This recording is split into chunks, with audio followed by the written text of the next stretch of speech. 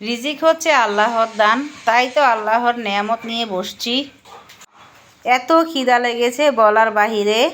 ইফতারি খাওয়া হয়নি ঠিক মতো, তাই আগেই খেতে বসলাম।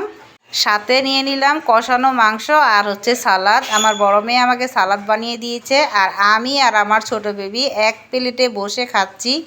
আর আমার খাওয়া দেখে এখন আমার বাচ্চারাও কিন্তু খেতে চায়, তাই ভাত দিলাম তাদেরকেও।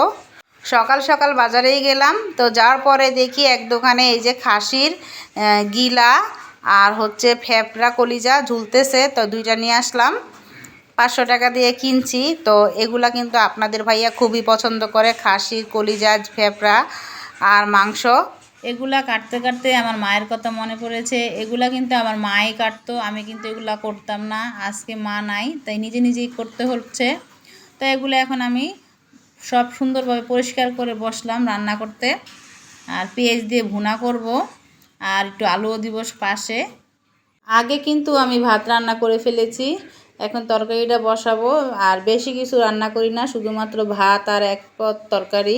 এটা হচ্ছে রোজার দিন, রোজার দিন বেশি কিছু রান্না করলে এমনিই থেকে যায়, তাই এক পদে রান্না করি, 2বার করে খাই। তো আমি পেঁয়াজ আর আদা রসুনগুলো একটু ভাজা করে নিলাম, একদম ভাজা ভাজা করে নিলাম। এখন এই যে রাঁধুনি গরুর মশলা দিয়ে দিব। এই মশলা দিয়ে যদি গরু হোক আর খাসি হোক, যদি মাংসের আইটেম রান্না হয় খুব মজা লাগে আর খেতেও খুব মজা হয়।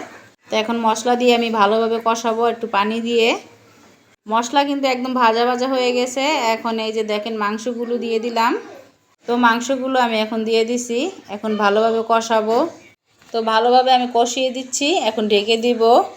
সামর্থ্য অনুযায়ী টুকটাক সবার জন্য মার্কেট নিয়ে আসছি।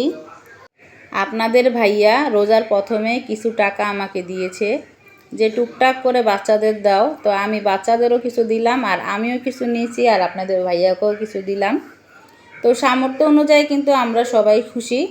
আলহামদুলিল্লাহ, সবাইকে যেন আল্লাহ কিছু কেনাকাটার তৌফিক দান করে, আমিন। আলহামদুলিল্লাহ, আল্লাহর নেয়ামত কিন্তু রান্না হয়ে যাচ্ছে দেখেন। এখন ডেকে দিলাম, ভালোভাবে কষানো হয়ে যাচ্ছে। তো আমি আবার কিছু আলু কেটে এখন এই যে কলিজার সাথে দিয়ে দিলাম। একটু আলু দিলে আমার ছোট বাচ্চা আবার খেতে পারবে, আর আমার মেজো খোকাও খায়।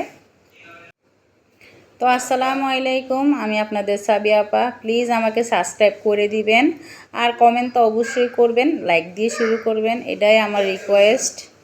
তো আজকের ভিডিও কিন্তু এখানে শেষ করে দিলাম। আল্লাহ হাফেজ।